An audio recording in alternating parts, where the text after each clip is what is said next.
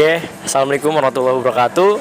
Bertemu dengan saya Raffi Burhanuddin Yusuf dari Universitas Negeri Jakarta, Fakultas Ilmu Keolahragaan dengan program studi pendidikan kepelatihan olahraga.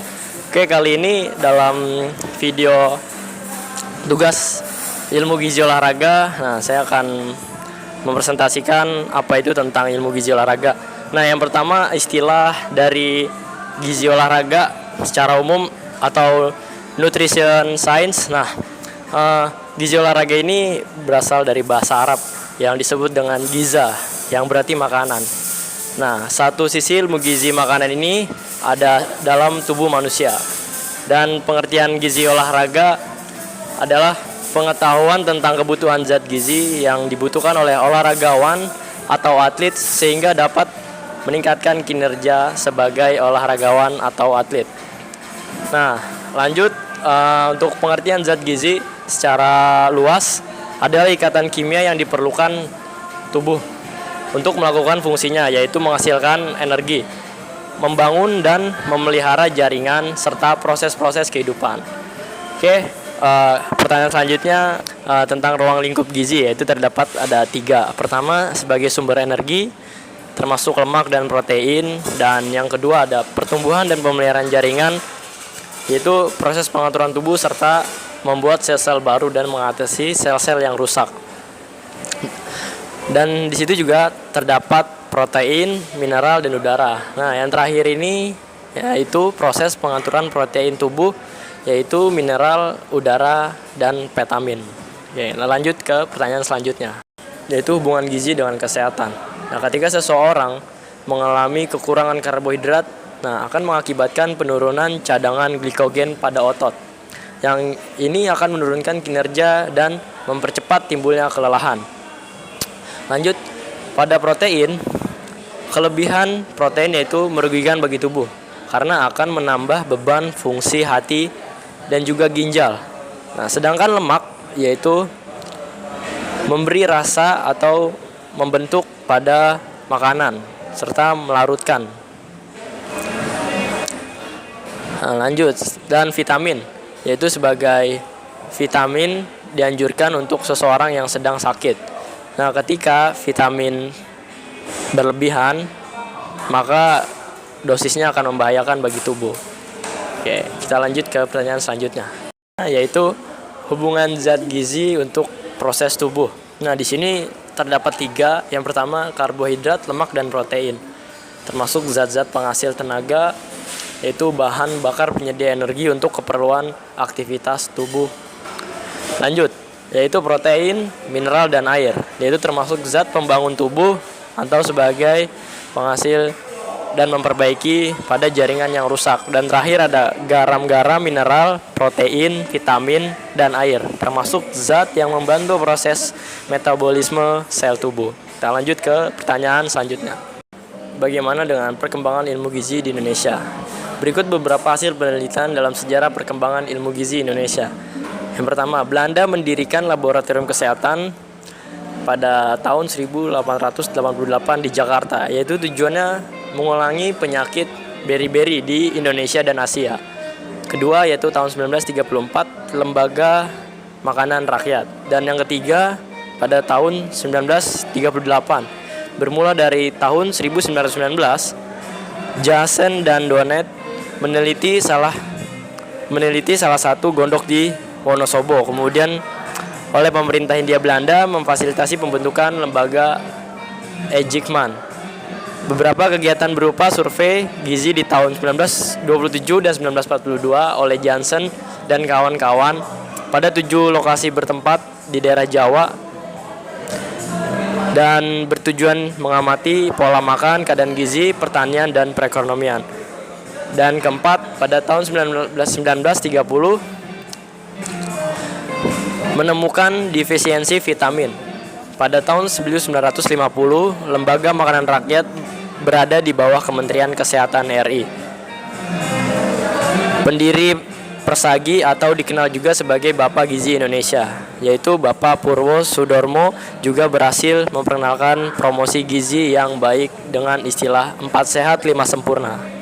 yaitu sebagai populer pada waktu itu sampai dengan pemerintah Orde Baru. Ya, kita lanjut ke pertanyaan selanjutnya.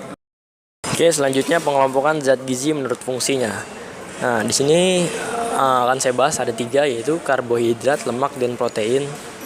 Nah, ini sebagai zat-zat penghasil tenaga atau bahan bakar penyediaan energi untuk keperluan aktivitas tubuh. Dan kedua, protein, mineral, dan air, yaitu termasuk zat pembangun tubuh atau sebagai jaringan yang rusak.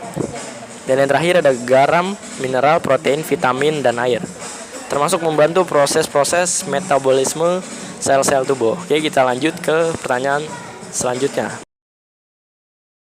Oke, selanjutnya untuk kebutuhan zat gizi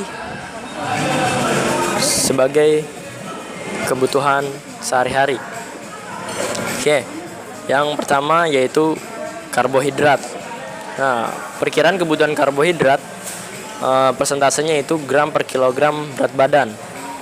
Nah, olahraga yang sangat berat itu sampai 4 jam membutuhkan 11 sampai 13 gram per kilogram berat badan. Untuk yang 120 menit intensitas tinggi yaitu 9 sampai 10 gram kilogram berat badan.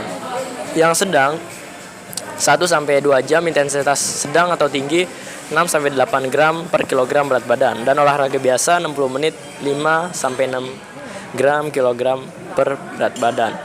Nah, untuk protein, untuk kebutuhan protein sebagai atlet yang berolahraga ringan itu 1 gram per kilogram berat badan per hari. Untuk strength dan endurance atau daya tahan 1,2 sampai 1,6 gram per kilogram berat badan per hari. Nah, dan untuk lemak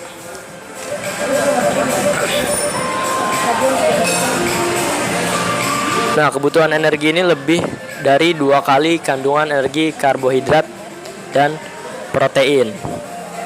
Nah, sedangkan vitamin digolongkan menjadi 2, yaitu vitamin yang larut dalam lemak yang dapat disimpan dalam jumlah cukup besar dalam jaringan tubuh, terutama hati. Yang kedua yaitu vitamin yang larut dalam air, yaitu pengelompokannya vitamin B dan C yang tidak dapat disimpan dalam tubuh sehingga kekurangan vitamin B dan C lebih mudah terjadi. Dan lanjut, mineral. Nah, mineral ini membentuk jaringan tubuh dan pengendali proses-proses fisiologik. Nah, trans elemen atau mikrominial yaitu mineral yang dibutuhkan tubuh kurang dari 100 gram per hari. Dan zat besi, kebutuhan zat besi untuk laki-laki yaitu 10 gram per hari, sedangkan perempuan 15 mg per hari. Oke, kita lanjut ke pertanyaan selanjutnya. Oke, kita lanjut untuk pertanyaan terakhir yaitu pedoman untuk gizi seimbang. Nah, pedoman umum untuk gizi seimbang yang pertama yaitu makanlah aneka ragam makanan. Kedua, makanlah makanan untuk memenuhi kecukupan energi. Dan yang ketiga, makanlah makanan sumber karbohidrat setengah dari kebutuhan energi. Yang keempat, batasi konsumsi lemak dan minyak sampai 1/4 dari kebutuhan energi. Yang kelima, gunakan garam beriodium. Yang keenam, makanlah makanan sumber zat besi. Yang ketujuh, berikan ASI saja kepada bayi sampai umur 4 bulan. Dan kedelapan, biasakan makan pagi. Yang kesembilan, jumlah air bersih aman yang cukup jumlahnya. Yang ke-10, lakukanlah kegiatan fisik dan berolahraga secara teratur atau minimal seminggu sekali. Yang 11, hindari minum-minuman beralkohol. Yang ke-12 yaitu makanlah makanan yang aman bagi kesehatan. Dan yang terakhir, bacalah label pada makanan yang dikemas sebelum dimakan. Oke, terima kasih dari saya. Inilah presentasi dari ilmu gizi olahraga. Semoga bermanfaat bagi yang menonton. Jangan lupa jika video ini bermanfaat bisa di like dan bisa di share serta komen dan subscribe. Mohon maaf apabila banyak kekurangan. Terima kasih. Saya Raffi Burhanuddin Yusuf. Mohon undur diri.